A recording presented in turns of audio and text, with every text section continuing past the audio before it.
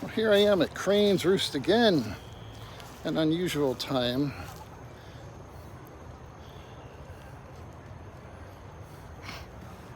Told my wife I needed to make a video. She's like, well, let's go over and walk around. So here we are. Nice time of the day to be here. Still in the 80s, but at least it's not all sunny and brutal.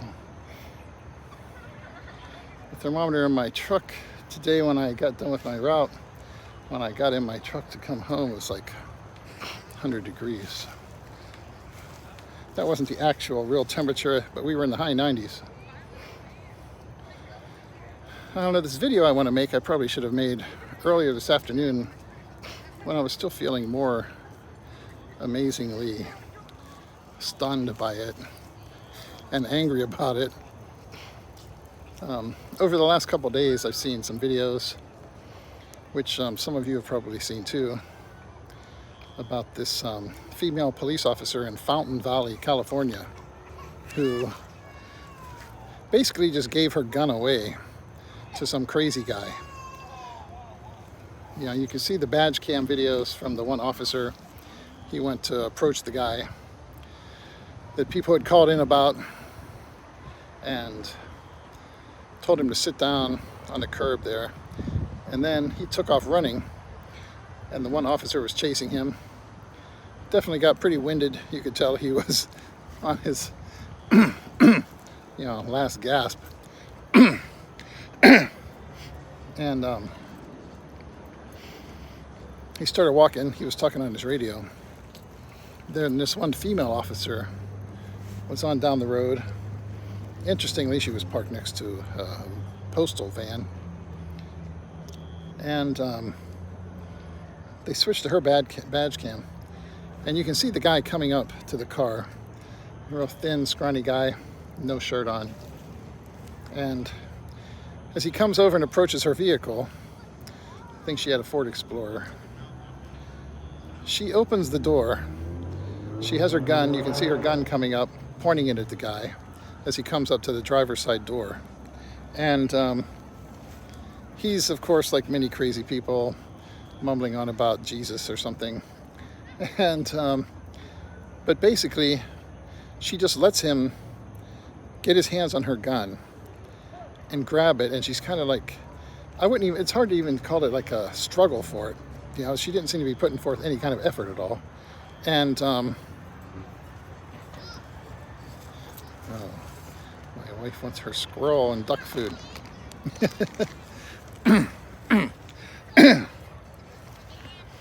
And basically, I mean, you need to look up the badge cam video to search it.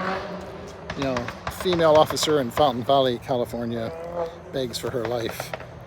And that'll take you to somewhere, all kinds of stories about it. She lets him have her gun. I mean, the gun was pointed right at his, groin, hips, lower torso. And so many chances for her to pull the trigger and put a couple of rounds in him and get him off of her. And she just couldn't do it, you know? And and she just lets him take her gun away. And then she's out of the vehicle and she's like screaming, please don't shoot me, don't shoot me, please don't shoot me. And just screaming, and she ends up running around. She's like hiding behind the postal van. And fortunately for her, the guy didn't shoot her, but he jumps into her vehicle, and the other officer comes running down there. Finally got some wind back, came running over when he sees the guy with her gun, and she's in the vehicle at this point, in the police vehicle, trying to drive away, and the other officer shoots him through the driver's side door. And you can still hear her in the background, just like squealing and screaming. But man, my throat is so dry. I should have brought some water with me.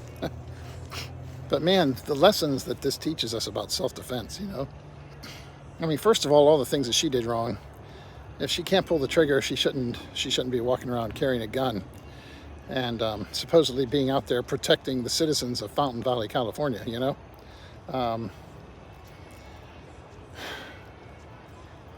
So for us, as people who carry a gun, it gives us some lessons. If somebody tries to get your gun away from you, they obviously are presenting you, even if they are unarmed at the moment, they are presenting you with a threat of serious bodily injury or death. They are ready to inflict serious bodily injury on you to get that gun away from you. Otherwise, they would just back off when you said back the fuck off, And then, once they get that gun, you can have a pretty high expectation that they might decide to shoot you with it. For sure, they're a risk, a danger to other people at that point, once they've got your gun and you've armed them instead of taking them down. But you think about all the people whose lives she placed in danger. It wasn't just her own life, but all the other people whose lives he would be able to threaten once he got that gun. Even if he didn't shoot her, still then, he jumps into her vehicle. If he had been able to take off with her vehicle, not only does she have her handgun, but she probably had a long gun in there. Back in the old days, it probably would have been a shotgun, but these days, more likely to be an AR-15 with some 30-round magazines. I don't know how it was secured in there, if she had one, but if he had her vehicle keys and stuff, he probably, there's a chance he could have been able to access her firearm, go somewhere, slip away from the police, hop out of that vehicle with an AR-15 and a bunch of magazines, plus his pistol. Who knows what kind of damage he could have done to who. All because when she was in a situation where she clearly should have shot him, she couldn't do it, So how she's ever going to live that down for the rest of her career, if she even decides to try and stay there and have a career as a police officer, I don't know. You don't like to judge people for what they do under a life-threatening stress or a life-threatening situation, but it was a situation that she clearly could have solved by just cranking off a few rounds whenever that gun was clearly pointed at his torso and he was trying to disarm her. She would have been, from a practical and tactical point of view, it was obviously justified. And certainly from a moral point of view, it was justified. This guy was a clear threat, posed a clear threat to her of serious bodily injury or death. And once he got her gun, she could assume that, as with many other crazy people, once he had that firearm, he was going to be a threat of pose a threat of serious bodily injury or death to someone else, maybe a bunch of people. But she just couldn't do it. But the other lesson for us, aside from, what we should do if we find ourselves in that situation, in terms of weapon retention and not letting somebody take our gun, I mean, as some of you probably are familiar with Clint Smith from Thunder Ranch, and you've probably heard his quote that if someone kills me with my own gun, they're going to have to beat me to death with it, because it's going to be empty. If somebody's trying to take your gun away, you should be emptying it into them. But aside from all of that,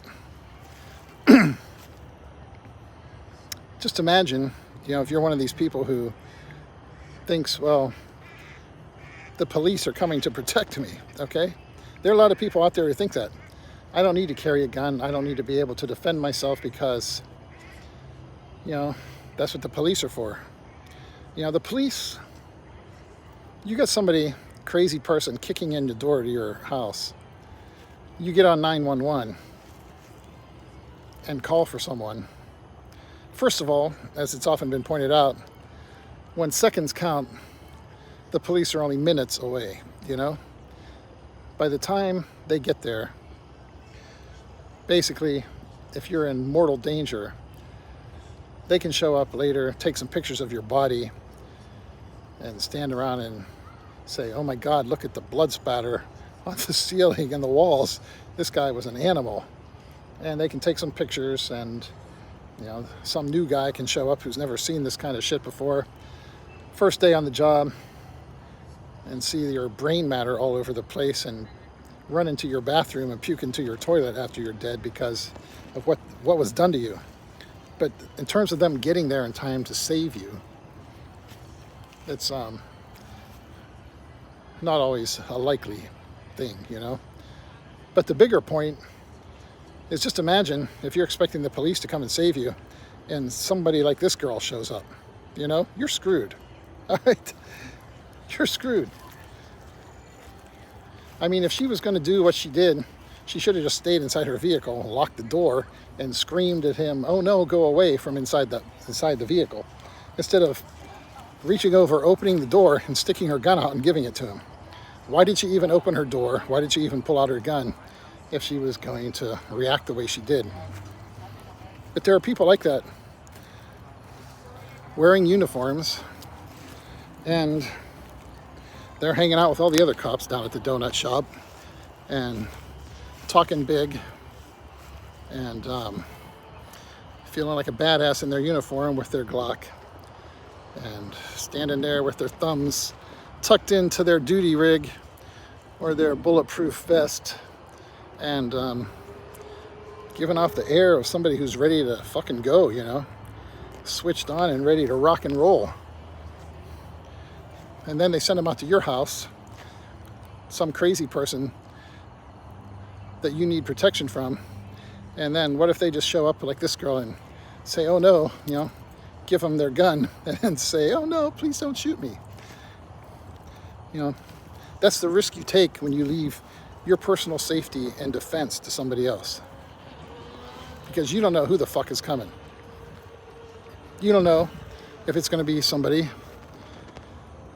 who's a semi-trigger happy gunfighter who's ready to go and get shit done, or if it's going to be somebody like this girl who she thinks, or she used to think maybe she could do it, and she went through class and they talked about it, and she did some scenario training, and they said, "Okay, yeah, good job. You pulled the trigger on that simulation on the screen when you were supposed to." But when it comes right down to it, being right there, contact distance, pumping bullets into somebody else's chest is not a pleasant thing. And some people, no matter how much they might understand the moral or practical necessity of it, when it comes right down to it, they just can't do it. And when it comes to your personal safety, you don't need somebody like that coming out to save you. You're better off being ready to take care of shit yourself. First of all, because you're there when it's happening, and there's no way that they are going to be there right when it's happening. There's always going to be some kind of delay in terms of response time. That's assuming that you even have a chance to get on the phone and dial 911 and try to get somebody there. That's nice if you can say, "Oh, I'm just going to barricade myself and wait for the cops to show up and pray that happens." But there are lots of situations where there's no time to call anybody. Even if you could get on the phone, they're not going to be there in time. And the fact of the matter is, nobody cares about your safety the way you do. There's someone there presenting a threat of serious bodily injury to you and your family. That's your job to take care of shit. And a lot of people, unfortunately, they are not even remotely prepared to handle something like that. It's just they live in a fantasy land where other people are going to be able to handle that for them if they even allow themselves to think about the possibility. Any sane person who gets up every morning and watches the news and sees the kind of people that are out there and the shit that's going on in this world, if they're sane, not living in a fantasy world, they know that they might have to deal with all this shit someday.